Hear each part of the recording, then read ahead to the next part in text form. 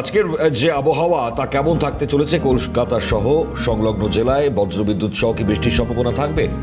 কি থাকবে আজকের আবহাওয়া? শুভজিৎ দে আমাদের প্রতিনিধি সরাসরি রয়েছেন। শুভজিৎ, সুপ্রভাত। কি জানাচ্ছে হাওয়া অফিস?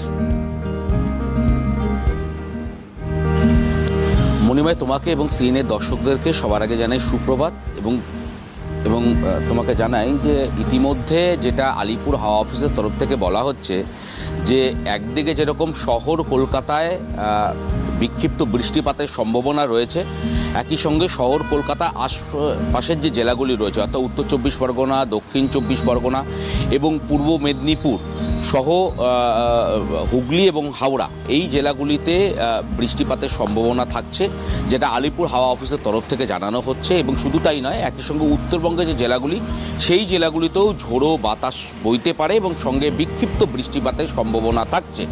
একদিকে ঘূর্ণাবর্তের জেরে বিক্ষিপ্ত বৃষ্টিপাতের যেরকম সম্ভাবনা রয়েছে, একই সঙ্গে তোমাকে জানিয়ে রাখবো যে আবহাওয়াজনিত যে অস্বস্তি সেই অস্বস্তি কিন্তু বজায় থাকবে। সর্বোচ্চ তাপমাত্রা 32 ডিগ্রি ঘরে আশেপাশে থাকলেও সারাদিন একটা অস্বস্তি ভাব থাকবে, তার কারণ আর্দ্রতা অনেকটাই বেড়ে যেতে পারে বলে মনে করছেন আবহাওয়াবিদরা।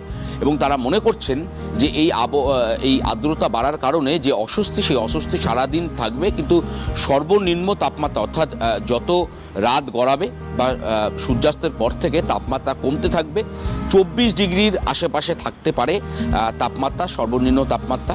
এবং উত্তরবঙ্গের ক্ষেত্রে যে বিষয়টি আলিপুর হাওয়া অফিস থেকে জানানো হচ্ছে যে উত্তরবঙ্গের বেশ কয়েকটি জেলা অর্থাৎ পার্বত্য জেলাগুলিতে রয়েছে, তার সঙ্গে পার্বত্য 5 জেলার সঙ্গে নিচের যে জেলাগুলি উত্তরবঙ্গ অর্থাৎ জলপাইগুড়ি, শিলিগুড়ি এবং মালদা এই জেলাগুলির ক্ষেত্রেও কিন্তু বিক্ষিপ্ত যে বৃষ্টিপাত সেই বৃষ্টিপাতের সম্ভাবনা থাকছে।